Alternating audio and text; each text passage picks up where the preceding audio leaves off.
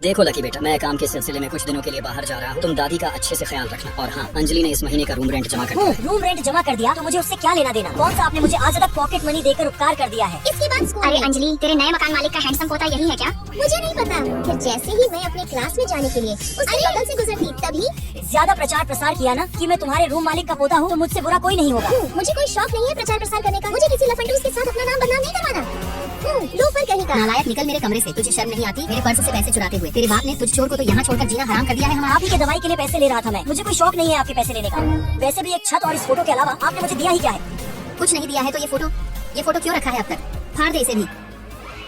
बाहर में जा तू। यस किया। लगता है इस घर में हर दिन महाभारत का एक नया एपिसोड शूट होता है। पापा, आपने मुझे ये किस नर्क में छोड़ दिया है? इन्हें तो अपना दादा दादी कहने में भी शर्म आती है मुझे। बहुत गुस्सा है इस लड़के में, लेकिन फिर मैं उसे समझाने की कोशिश करती हूँ। पता नहीं क्यों उसके गेट खोलते ही मैं फौरन अपने कमरे में चली जाती। बड़ा अजीब मजाक है, पर तभी मुझे वही फोटो दिखता। इसे तो दादी ने फाड़ दिया था। इसे जोड़ा किसने? पूरा आगे पीछे टेप ही टेप। मैं जानती हूँ मैं कोई नहीं होती हूँ तुम्हारे फैमिली मैटर्स के बीच में बोलने वाली, पर जहाँ तक मुझे समझ है तुम्हारे दादा दादी बूढ़े हो रहे हैं। तुम्हें उनके साथ अच्छे से बर्ताव करना चाहिए। वही घिसा पीटा फालतू का ज्ञान। बाय द वे, ये लड़की बहुत भोली लगती है। इसे तो कल बताता हूँ। फिर अगले दिन शाम को जब मैं कोचिंग से घर जा रही होती तो कहीं कोई मेरा पीछा तो नहीं कर रहा। मेरा दिल जोर से धड़कने लगता, डर के मारे में दौड़ कर भागने लगती। हाथी कहाँ है? रुक। कभी मैं लकी से टकरा जाती। शुक्र मनाओ, मुझे पेन खरीदना था। और नल्ले तेरी तो लड़की को मेरे हवाले कर दे। औकात है तो छू के दिखा। बहुत शौक है ना मारपीट करने की।